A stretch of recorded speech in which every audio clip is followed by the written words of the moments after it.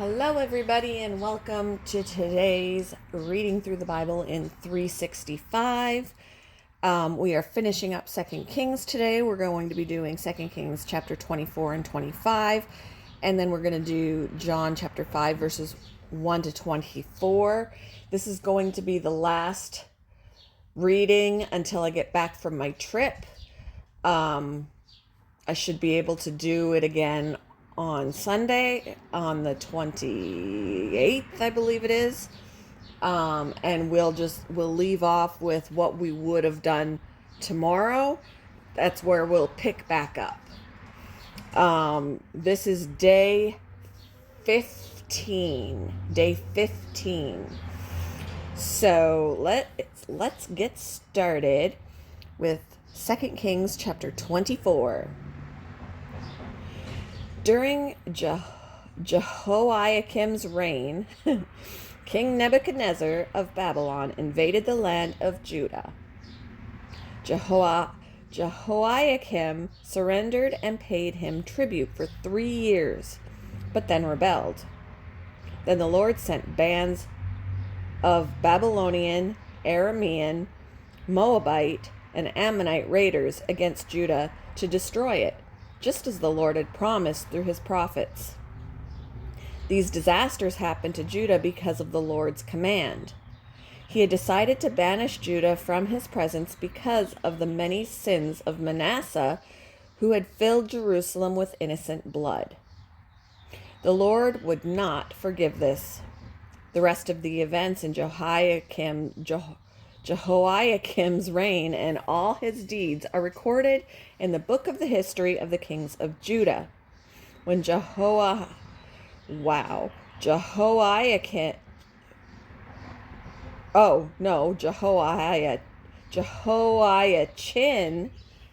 became the next king. The king of Egypt did not venture out of his country after that, for the king of Babylon captured the entire area formerly claimed by Egypt, from the brook of Egypt to the Euphrates River. Jehoiachin was 18 years old when he became king, and he reigned in Jerusalem 3 months. His mother was Nehushta, the daughter of Elnathan from Jerusalem. Jehoiachin did what was evil in the Lord's sight, just as his father had done.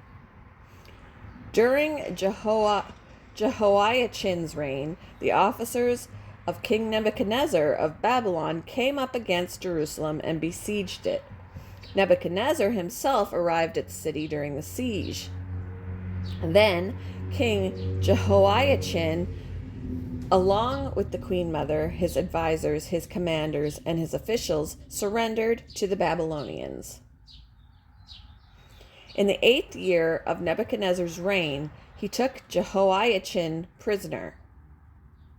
As the Lord had said beforehand, Nebuchadnezzar carried away all the treasures from the Lord's temple and the royal palace. He stripped away all the gold objects that King Solomon of Israel had placed in the temple. King Nebuchadnezzar took all of Jerusalem captive, including all the commanders and the best of the soldiers, craftsmen, and artisans, 10,000 in all. Only the poorest people were left in the land. Nebuchadnezzar led King Jehoiachin away as a captive to Babylon,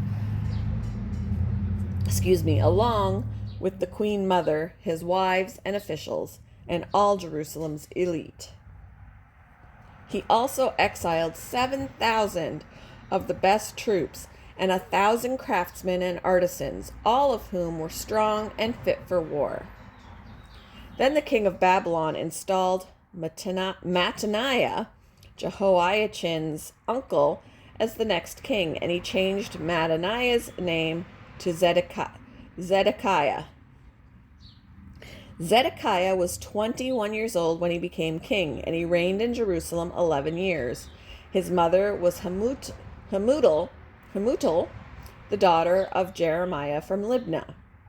But Zedekiah did what was evil in the Lord's sight, just as Jehoiakim had done. These things happened because of the Lord's anger against the people of Jerusalem and Judah, until he finally banished them from his presence and sent them into exile. Zedekiah rebelled against the king of Babylon. Chapter 25. So on January 15th, during the 9th year of Zedekiah's reign, King Nebuchadnezzar of Babylon led his entire army against Jerusalem. They surrounded the city and built siege ramps against its walls. Jerusalem was kept under siege until the 11th year of King Zedekiah's reign. By July 18th, in the 11th year of Zedekiah's reign, the famine in the city had become very severe, and the last of the food was entirely gone. Now I'm going to stop for a second because I don't recall anywhere else in the Bible where they're actually giving dates, like a month and a day, like we do. And in my digital version of this word,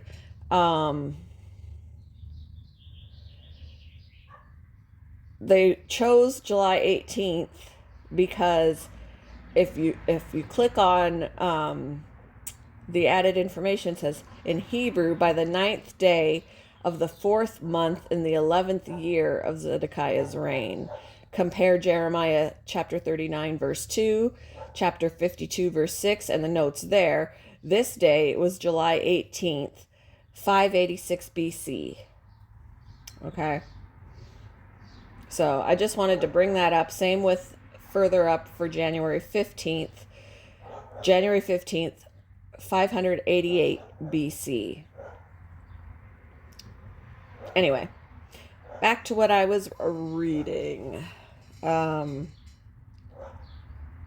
So by July 18th, in the 11th year of Zedekiah's reign, the famine in the city had become very severe, and the last of the food was entirely gone.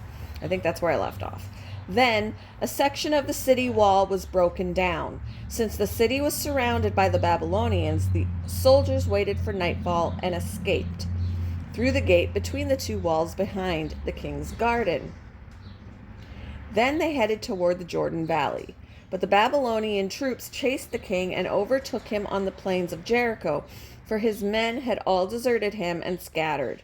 They captured the king and took him to the king of Babylon at Riblah, where they pronounced judgment upon Zedekiah. They made Zedekiah watch as they slaughtered his sons. Then they gouged out Zedekiah's eyes, bound him in bronze chains, and led him away to Babylon. On August 14th of that year, which was the 19th year of King Nebuchadnezzar's reign, Nebuzaradan, the captain of the guard and the official of the Babylonian king, arrived in Jerusalem. He burned down the temple of the Lord, the royal palace, and all the houses of Jerusalem. He destroyed all the important buildings in the city. Then he supervised the entire Babylonian army as they tore down the walls of Jerusalem on every side. Then Nebuzaradan, the captain of the guard, took as exiles the rest of the people who remained in the city, the defectors who had declared their allegiance to the king of Babylon, and the rest of the population. But the captain of the guard allowed some of the poorest people to stay behind to care for the vineyards and fields. The Babylonians broke up the bronze pillars in the front of the Lord's temple, the bronze water carts, and the great bronze basin called the sea, and they carried all the bronze away to Babylon. They also took all the ash buckets, shovels, lamp snuffers, ladles, and all the other bronze articles used for making sacrifices at the temple. The captain of the guard also took the incense burners and basins and all the other articles made of pure gold or silver. The weight of the bronze from the two pillars, the sea, and the water carts was too great to be measured. These things had been made for the Lord's temple in the days of Solomon. Each of the pillars was 27 feet tall. The bronze capital on top of each pillar was 7.5 feet high and was decorated with a network of bronze pomegranates all the way around. Nebuzaradan,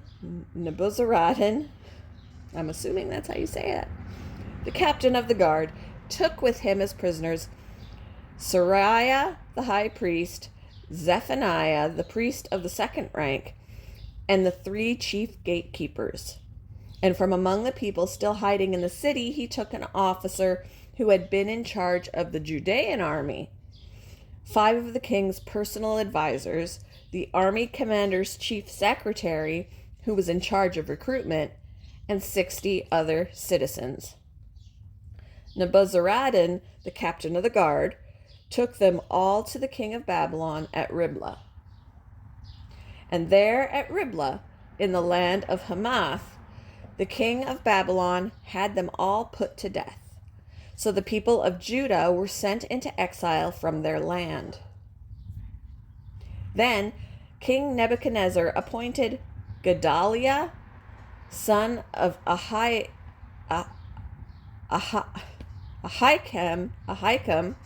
and grandson of Shaphan, as governor over the people he had left in Judah. When all the army commanders and their men learned that the king of Babylon had appointed Gedaliah as governor, they went to see him at Mizpah.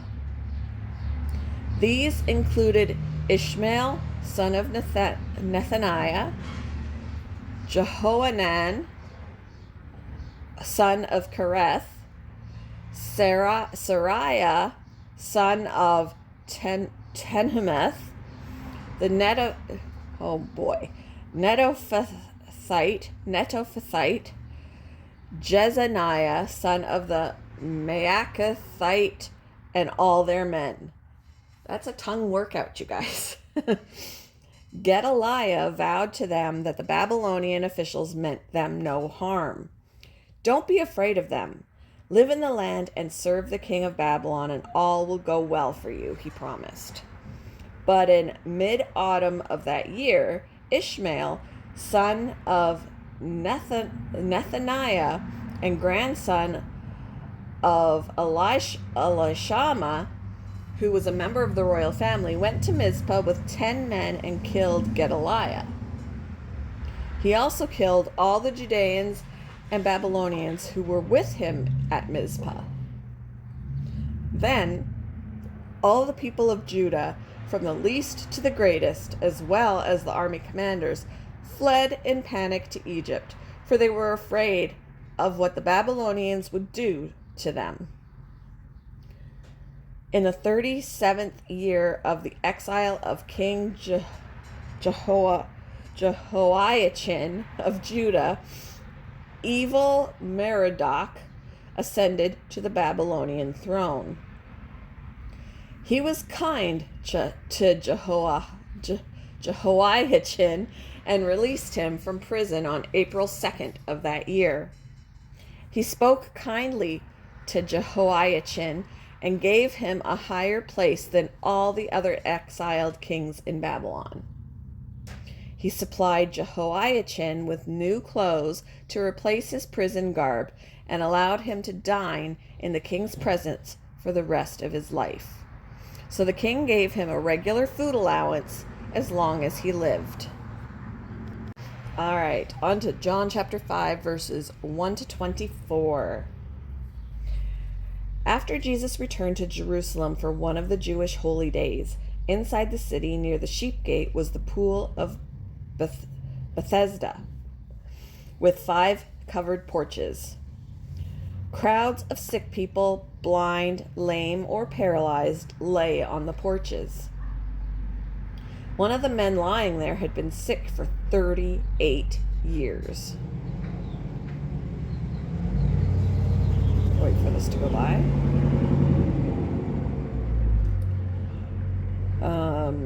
When Jesus saw him and knew he had been ill for a long time, he asked him,